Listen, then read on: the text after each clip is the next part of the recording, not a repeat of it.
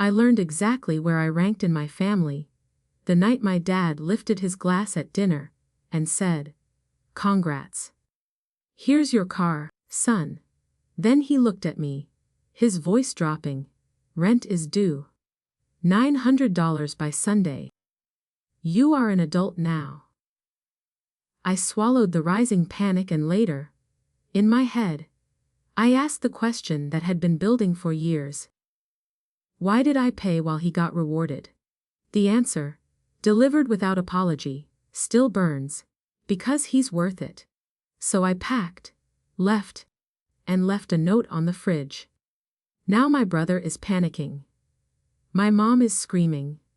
And my dad is calling every number he can. But before the final collision, there were years of quiet preparation. On paper, I was the daughter my parents should have bragged about.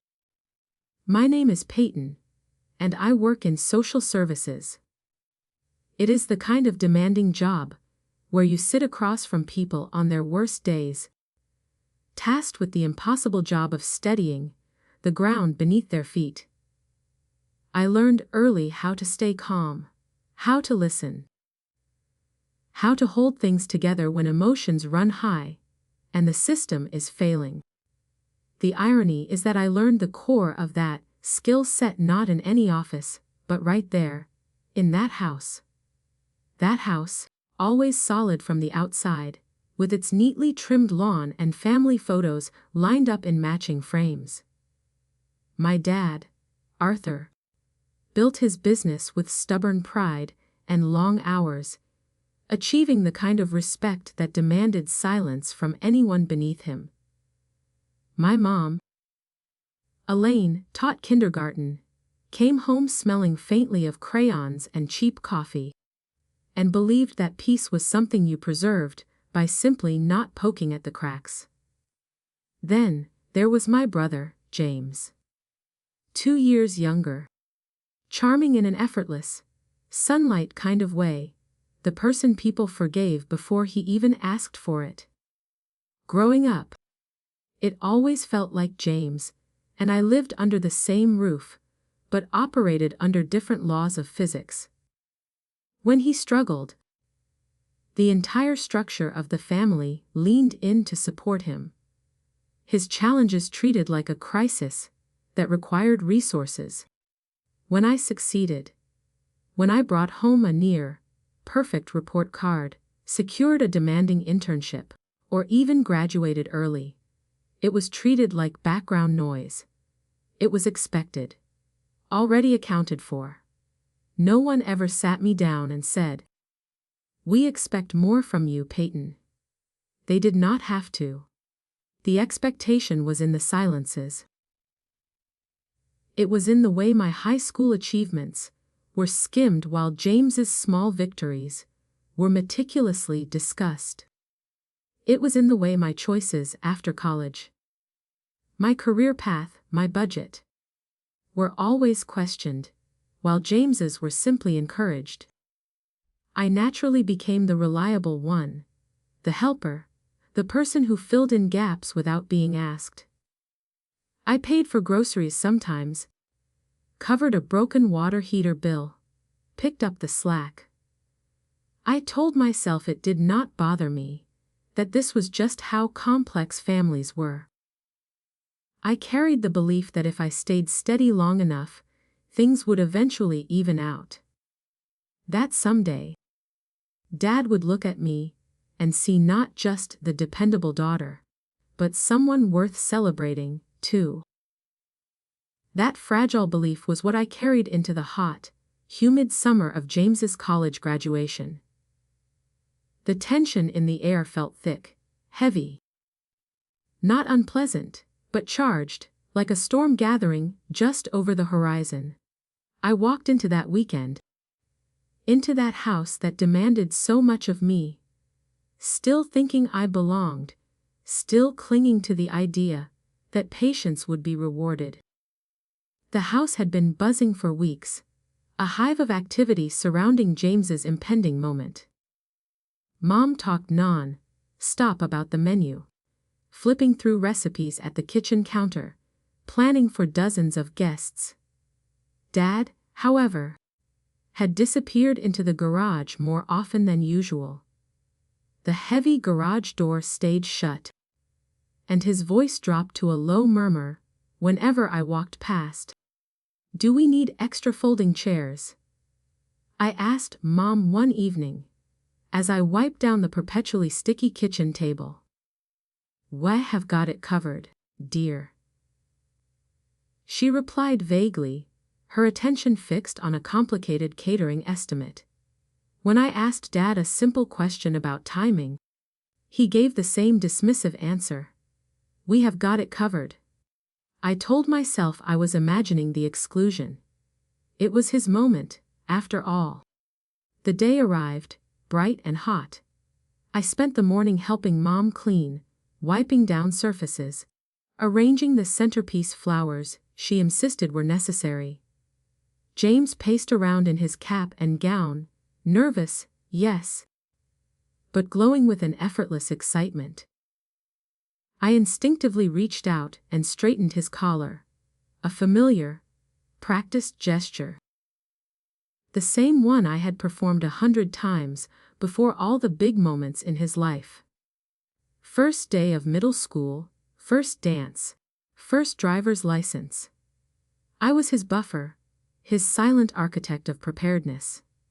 At the ceremony, Dad was impossible to miss. He stood up halfway and clapped louder than anyone when James's name was called, beaming like the achievement was a personal victory. I clapped too, genuinely proud of my brother, even as that small, familiar ache settled in my chest. I vividly recalled my own graduations. How Dad had been technically present, yes, but already halfway checking his phone before my name was even announced. He was there, but he was not there. Back home, the house quickly filled. Relatives, neighbors, friends. The noise was constant. Laughter bounced off the walls, plates clinked. I floated between rooms, the perfect host, the capable daughter, refilling drinks, answering questions about my own work, smiling when people congratulated James. The entire time, the garage door stayed firmly closed, like it was guarding a priceless secret, or, in my case, the proof of my own diminished standing. The knowledge of the secret was why I felt the dread beneath the excitement. I knew the moment was coming. I just did not know how sharp the blow would be. The shift in atmosphere was immediate once dinner began.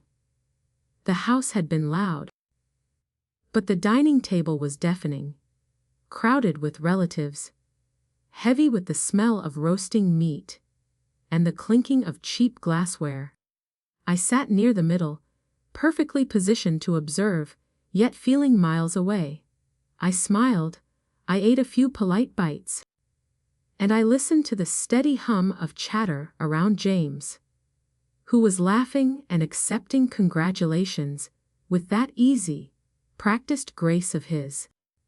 The familiar ache that had started at the ceremony grew sharper.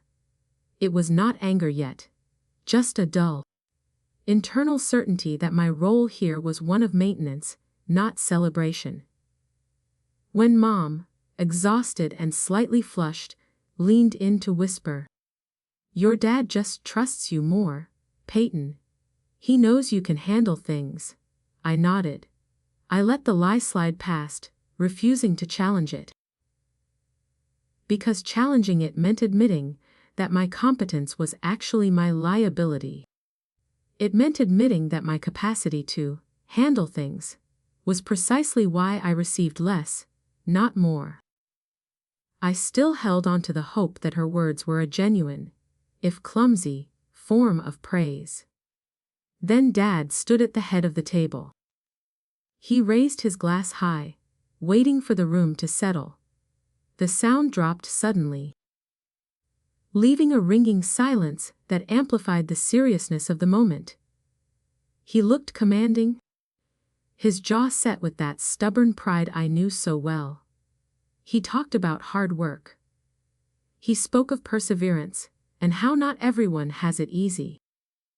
But his words were aimed like a spotlight.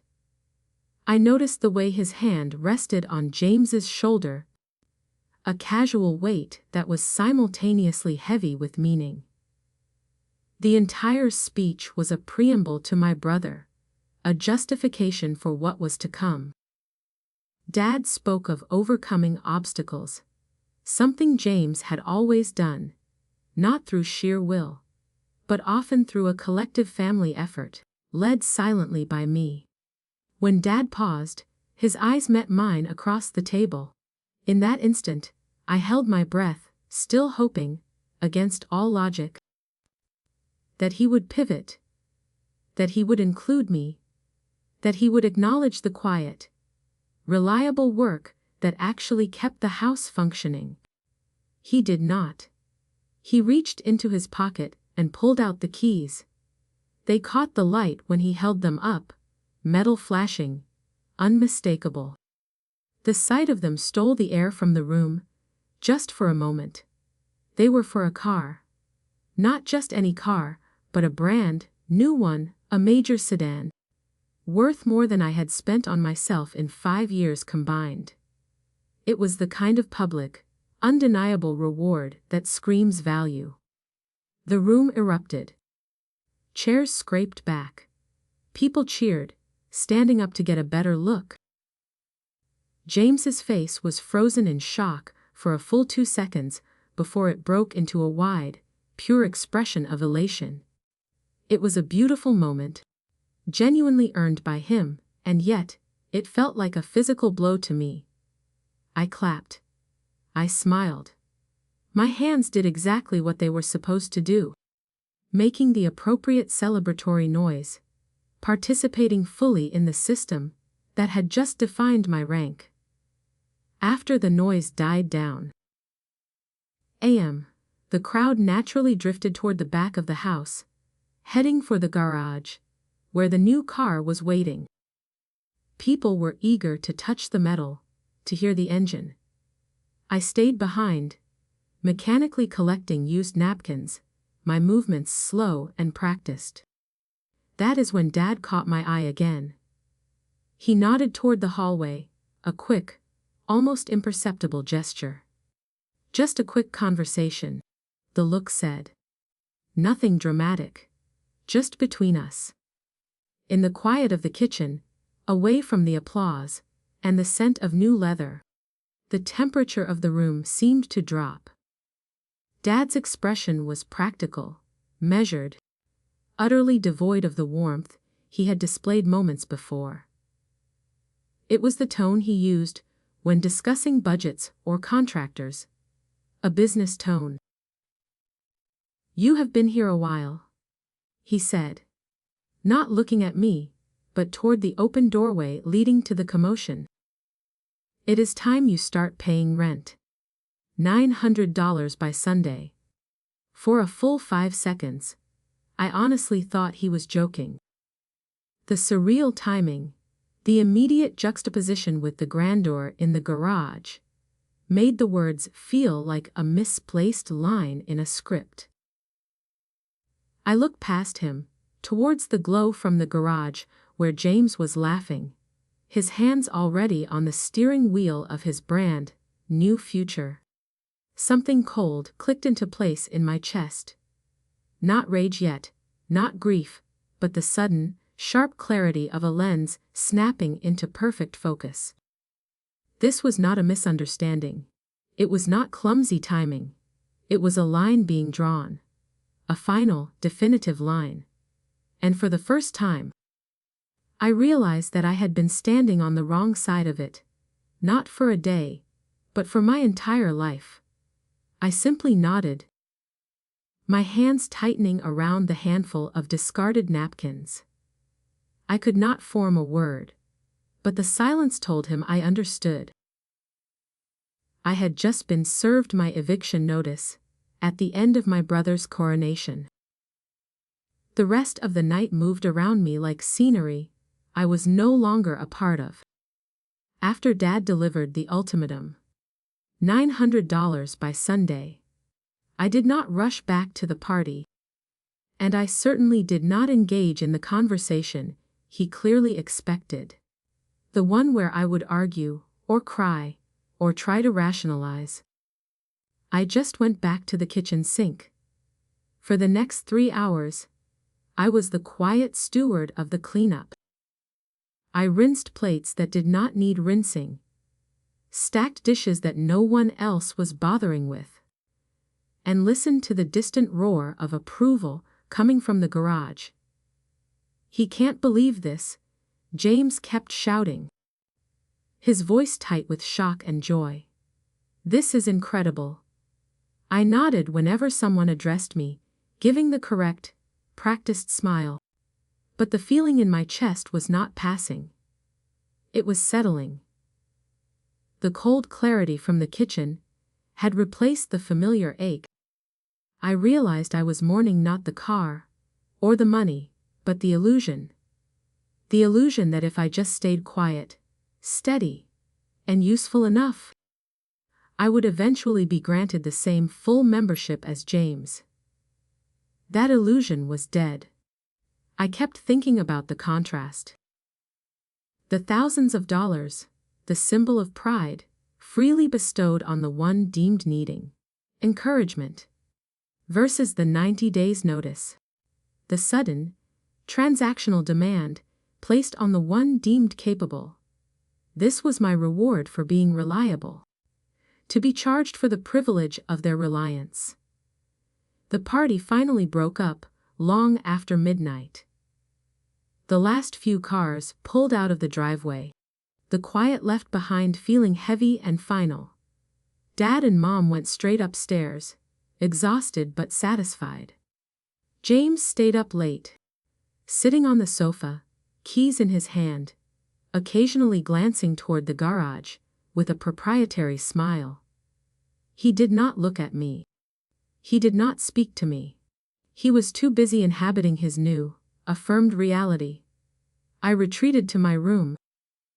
A small space I had returned to after college as a temporary, practical measure that had stretched into 2 years. I sat on the edge of my bed, staring at the muted wallpaper. $900. By Sunday. I could afford it, of course. That was the sickening part. I had been budgeting and saving meticulously since I started working, covering unexpected family costs without comment. This was not a test of my solvency, it was a verdict on my utility. Every payment I had covered, every gap I had filled, every errand I had run without keeping score. None of that had been rent. Rent, apparently, was reserved for moments when I needed to be reminded, with clean precision, of my place. My place was outside the circle of unconditional support. Sleep refused to come.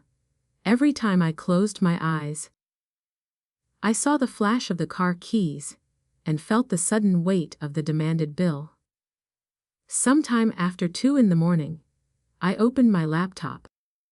I pulled up my bank account, and the years of careful savings stared back at me. It was enough. Enough to move. Enough to cover first and last month's rent elsewhere. Enough to breathe. And, most importantly, enough to stop negotiating my worth, one quiet favor at a time. The number felt like a clean, solid escape route. I did not feel anger yet. Anger would have been easier, messier. Something Dad would have known how to handle. What I felt was a cold sense of peace. My relationship with my family was now reduced to its honest, transactional core. I no longer had to wonder. The question had been answered with 2,000 pounds of new steel and a $900 debt. I got out of bed and walked quietly to the closet. I started folding clothes into neat piles. Each decision, what to take, what to leave, felt oddly calm, like assembling a kit for survival. I intentionally left behind the things tied to the old version of myself. The one who believed that enduring patience would eventually be rewarded. That girl was no longer an occupant of this house. At my small desk, I paused with a pen in my hand. I stared at a blank piece of paper. My first impulse. The urge developed over a lifetime of being the responsible one, was to write an explanation. A reasoned, perfectly structured argument laying out the emotional imbalance. I put the pen down. No. I was done arguing a case to people who had already delivered their verdict. I picked the pen back up and kept it simple, honest, and utterly final. I wrote 3 short sentences. I am moving out. I am taking responsibility for my life fully. Please do not look for me until I reach out. I folded the note once and placed it carefully on the refrigerator door, held down by a magnet that had been there since I was 5 years old. Then, one bag at a time, I carried my belongings out to my small, serviceable car, the one I had financed myself, the one that smelled faintly of old work papers and necessity. I did not look back at the house. I did not look back at the dark, silent garage that held the symbol of my failure. The pushback did not come right away. It started as silence. Then one bewildered text from James, asking if this was some kind of elaborate joke. Then, the missed calls from Mom began. By the time I pulled onto the highway, the phone was buzzing, vibrating again and again in the passenger seat. I did not answer. Not because I was angry, but because for the first time, I was choosing not to explain myself to people who had already calculated what I was worth. And that choice felt, simply, like freedom. I did not go far that first night. I drove until the streetlights blurred together, until the geography felt safe and unfamiliar. Then, I pulled into a grocery store parking lot that stayed open late. The kind of place with buzzing yellow lights and the distant rattle of shopping carts. A completely anonymous refuge. I sat there with my hands gripping the steering wheel, breathing in short, shallow bursts. I was physically gone. But mentally, I was still standing in the kitchen, watching the ghost of my father hand me the bill. $900 by Sunday. It replayed in my head, tangled inextricably with the image of James's shocked, pure smile in the garage. The absence of anger was the strangest thing. Anger would have felt hot, active, a fuel for the long drive. Instead, there was something colder, a realization settling into place, piece by piece, like tectonic plates grinding into a new, permanent position. I was no longer negotiating. I was accepting. My phone lit up again on the passenger seat. My brother's name flashed. Are you okay? Mom is freaking out. Dad says you overreacted. I stared at the screen for a long time. Dad says you overreacted. The dismissal, the immediate assignment of blame, was so typical, so predictable, that it almost made me laugh. I had not stormed off. I had packed quietly. I had written a note. If anything, it was the calmest, most necessary decision of my life. I locked the screen and set the phone face down. I did not owe anyone an immediate, emotional version of myself tonight. I owed myself a space to simply exist without explanation. I stayed with my best friend, Chloe, for that first week. Chloe's apartment was small, bright, and blessedly neutral. She did not ask many questions, which was exactly what I needed. She simply handed me a spare key, cleared out a drawer in her dresser, and said, "Stay as long as you need." No deposit required. The simplicity of her unconditional kindness almost broke the hard shell I had built.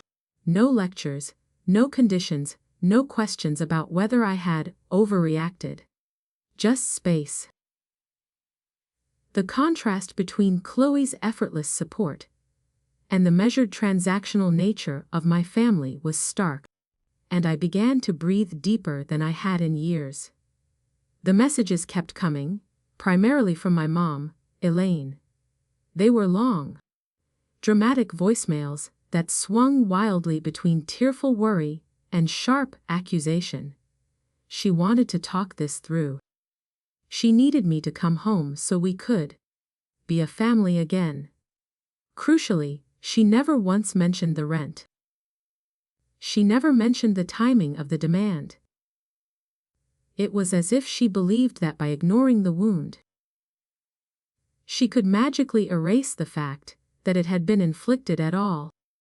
She operated on the principle that the system was fixable if only I would return and slot back into my proper, silent place. She was fighting for the illusion, not for me. Dad did not call at first. His silence was deliberate, a power move designed to project control. When he finally did call, it was brief. The tone controlled and dismissive, confirming the content of James's text. "This is unnecessary," he said, his voice flat. "Adults do not storm off over money." I listened to the message later, alone in Chloe's living room. His words felt like a relic from a different age, a set of rules that no longer applied to me. He still expected me to react with chaos so he could restore order. Instead, I had reacted with logic, which was the only response he could not control. I realized that my quiet departure was the one move he had never prepared for. I focused on my work in social services during the day. In that environment, my competence was valued, not used against me.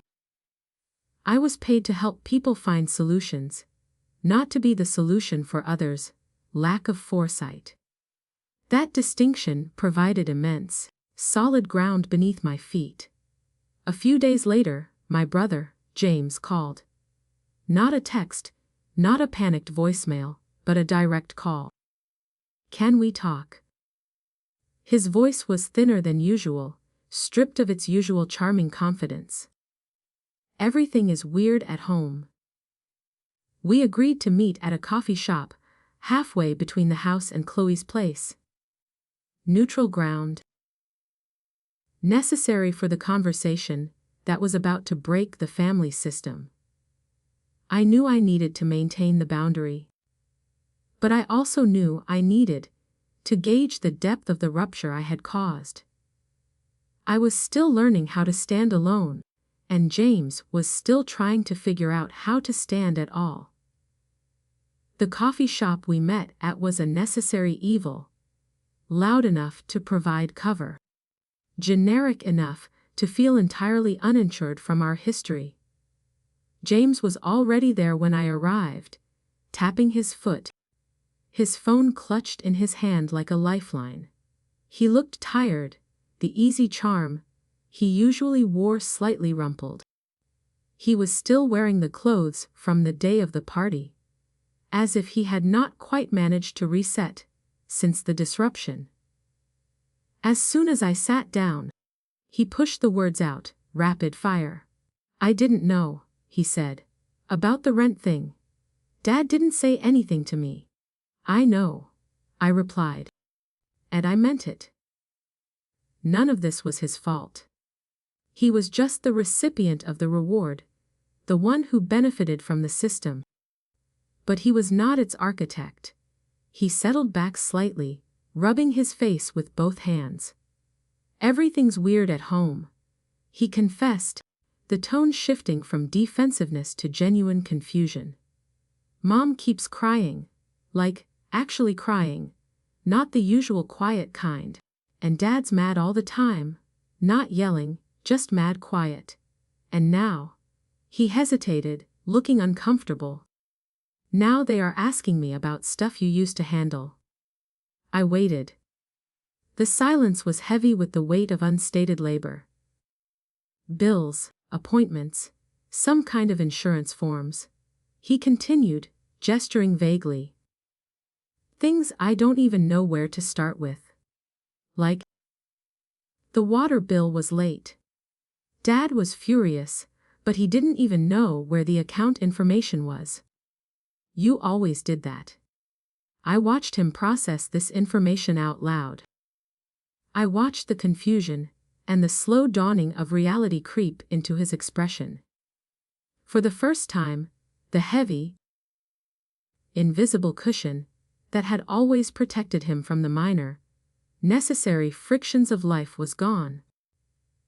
He had never had to figure things out, because I had always done it for him, quietly, efficiently, to maintain the appearance of my own utility. They just expected me to take over, he said, shaking his head slightly. As if it were easy. As if I knew where all the papers were. It is not easy, I said gently, trying to keep the boundary firm while still offering him human connection. It is a job. It was my second, unpaid job.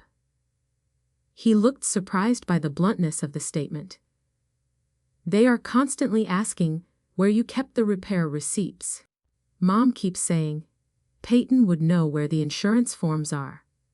Well, now you get to figure it out, I told him. My voice was calm, but the message was resolute. The system is changing, James. It has to. He nodded slowly, processing the idea. The thought clearly scared him. But there was also a glimmer of understanding, a tiny recognition that the dynamic had been deeply unfair. Dade is trying to call you from different numbers, he whispered, leaning closer.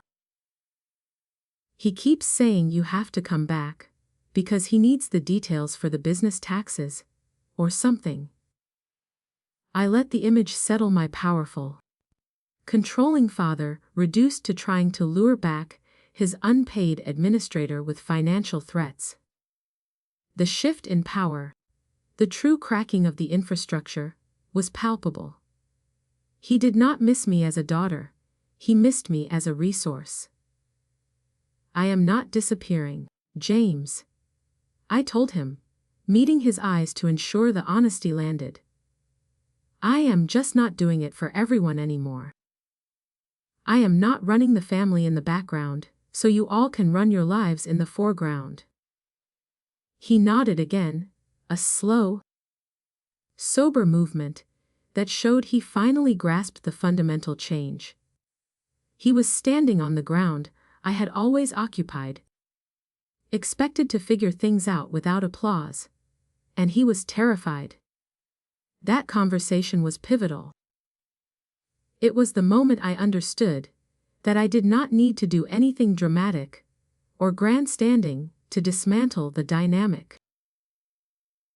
I had simply stepped out of the key structural role, and the system was already unraveling on its own.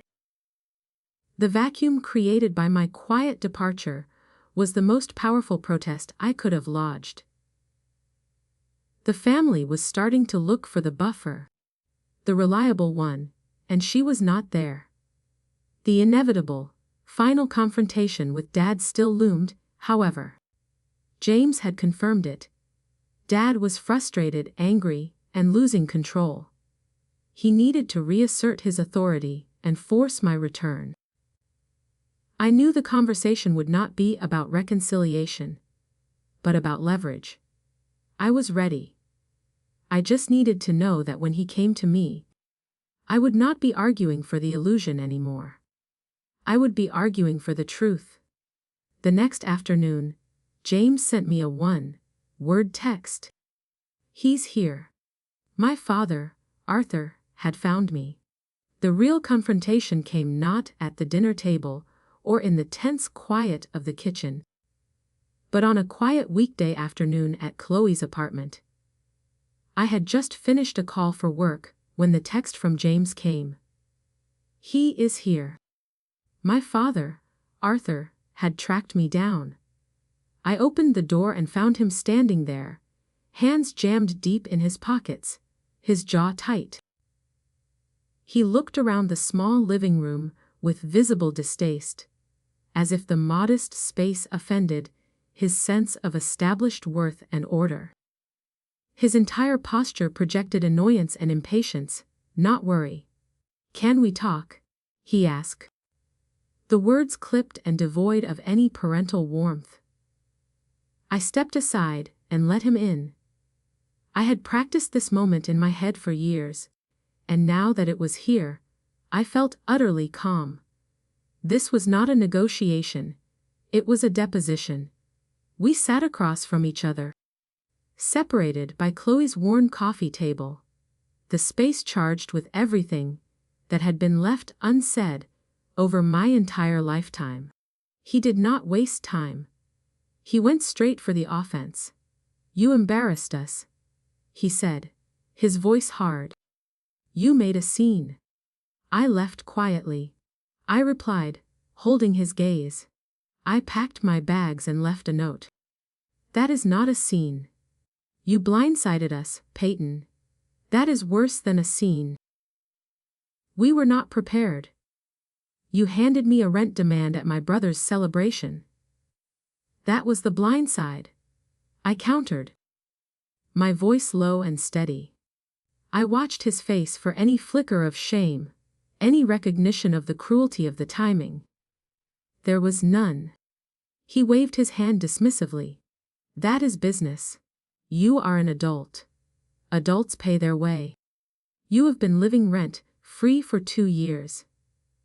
And yet," I said, leaning forward slightly, "you bought him a car worth more than I have ever spent on myself in my life. That is not business. That is a gift. That is different," he snapped, immediately defensive. "How?" He sighed, a loud, theatrical expression of exhaustion, as if I were forcing him to perform an unnecessary mental exercise. He needed encouragement. He said finally, reciting the familiar script. "He is still finding his feet. You have always been fine on your own." There it was. The lie, the wound. The engine of the entire family structure, stated plainly and without obfuscation. Because I handled things, I was penalized. Because he struggled, he was rewarded. So, because I am capable, I get less. I summarized. "You are comparing apples and oranges," he insisted, his tone hardening again. "No," I said. "I am comparing effort and reward. I am comparing responsibility and support, and I am asking why those only flow in one direction." I let the silence hang, forcing him to fill the vacuum with the truth. He looked away for a fraction of a second, his jaw working. When he finally looked back, he delivered the verdict, the one I had been chasing for 30 years. "Because he's worth it." He needed that affirmation.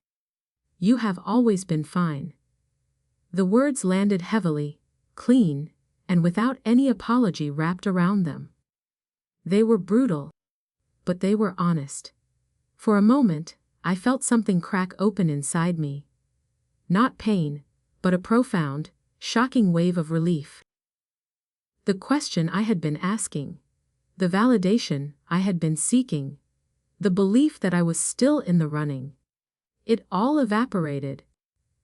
The answer was yes, he was worth it, and I was just the support structure. I stood up, decisively ending the conversation. "I am not here to argue with you, Dad." He frowned, confused by my lack of escalation. "Argue what?" he snapped. "I just needed to hear that," I said calmly. "Hear what?" "That I was never going to win," I clarified. "Not by being responsible. Not by being patient. Not by staying. I walked toward the door. He looked stunned, utterly thrown off balance. He had expected tears, fury, or capitulation. He had expected leverage. He had expected me to fight for the illusion of family. Instead, I was accepting the reality of the transaction. "You are really going to do this?" he asked, his voice suddenly smaller. "Stripped of authority. Walk away over money?" I shook my head, already holding the door open. I walked away over clarity. After I closed the door on my father, the silence in Chloe's apartment felt immense, almost holy. The argument, the core conflict that had defined my life, was finished. I hadn't won a formal apology or a change of heart. But I had achieved something far more critical. I had forced him to validate my internal truth. I now knew, undeniably, that my place in the family was conditional, and that my worth was measured by my utility. That knowledge, though painful, was a clean foundation on which to build.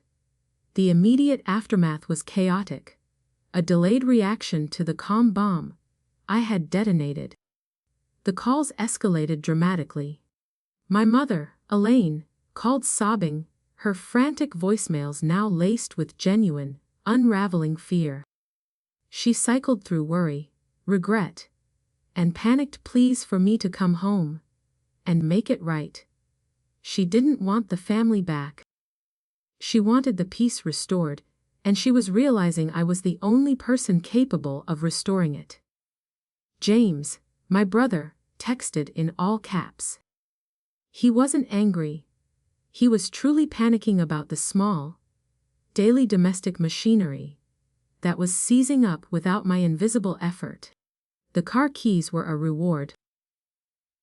But he couldn't enjoy the ride if he couldn't figure out how to pay the insurance or schedule the first service appointment.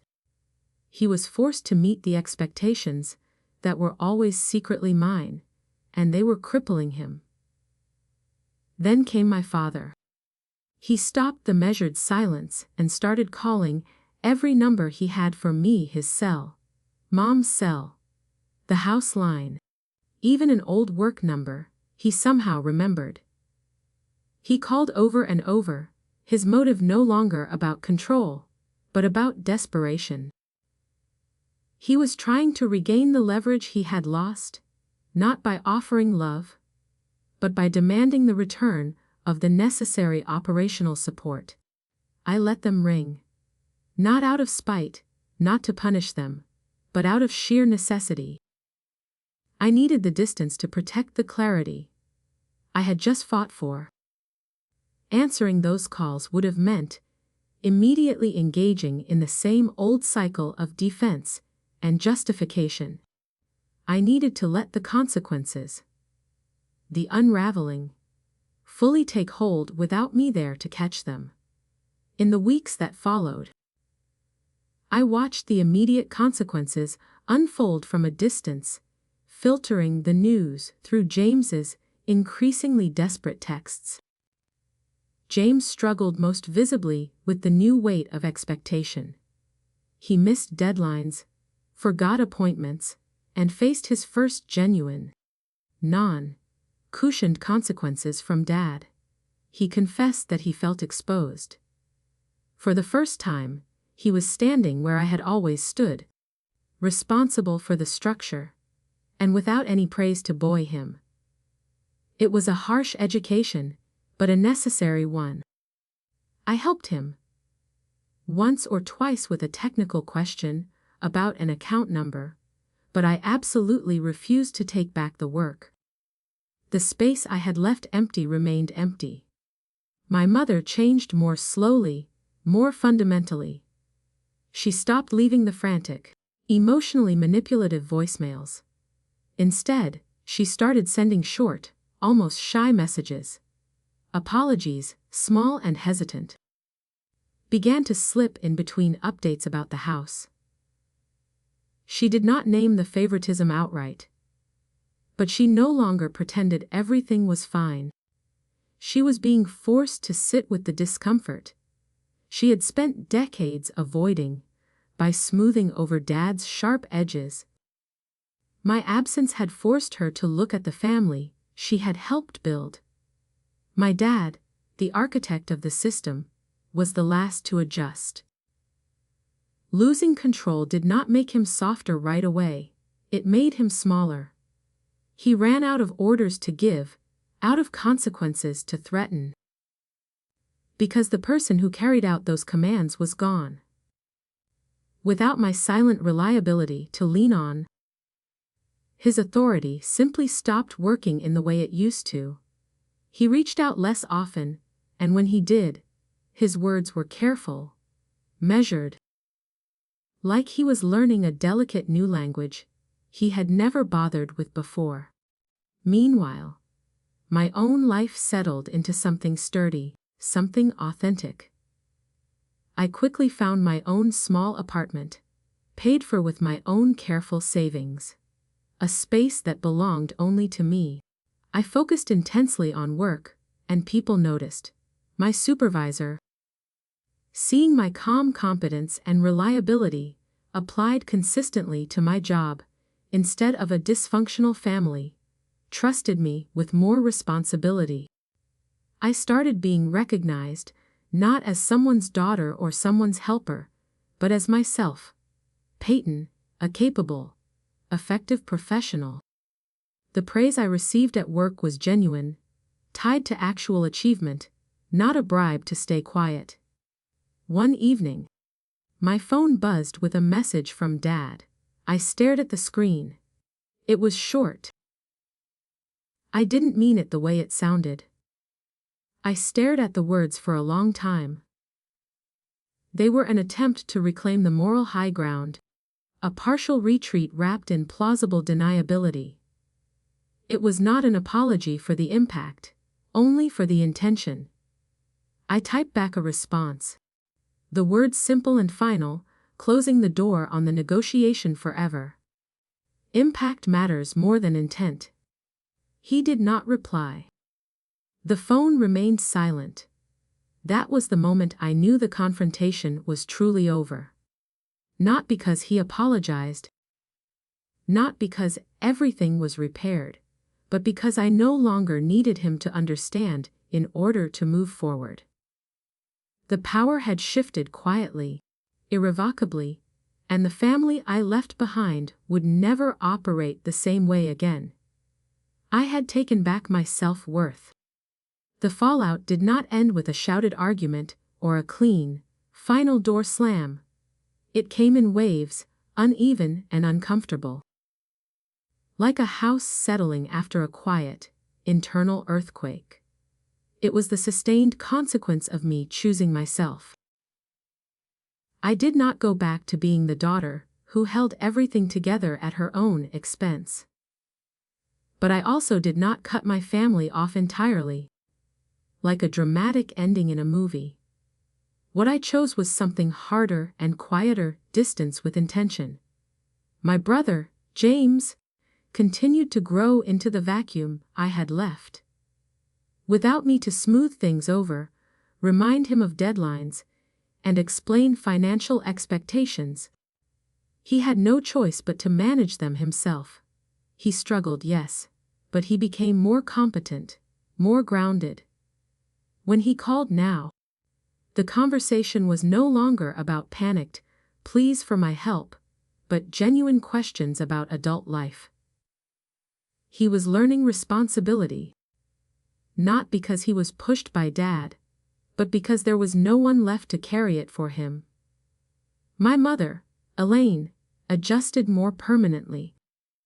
She stopped trying to manage the narrative. When we met for coffee now, she looked older, but her eyes were clearer. She did not name the family favoritism, but she acknowledged the years of her own silence. She had learned, the hard way, that peace built on avoidance eventually collapses under its own structural deceit. And my father, Arthur. He ran out of ultimatums to give. He ran out of consequences to threaten. Without my reliability to rely on, his system of control stopped functioning. He reached out rarely now, and when he did, his words were careful, measured, less commanding. I realized that his authority was always a performance, one that required my participation to work. By walking away, I had permanently changed the rhythm of our family. As for me, life stabilized in ways I had never expected. My days felt lighter. My work felt meaningful instead of draining. I paid my own bills, on my own terms, in a space that belonged only to me. People in my life respected my boundaries. I didn't get the grand, healing apology that fixed everything. What I got was something quieter and infinitely more permanent. I got my sense of self back. That dinner, when Dad raised his glass and gave James the car, was not the moment my family broke. It was the moment the illusion finally did. Sometimes walking away is not about punishment or revenge. It is about refusing to keep shrinking so that others can stay comfortable. I had built a life that did not require my permission, one that felt steady, honest, and fully mine. And that, I realized, was the most lasting consequence of all.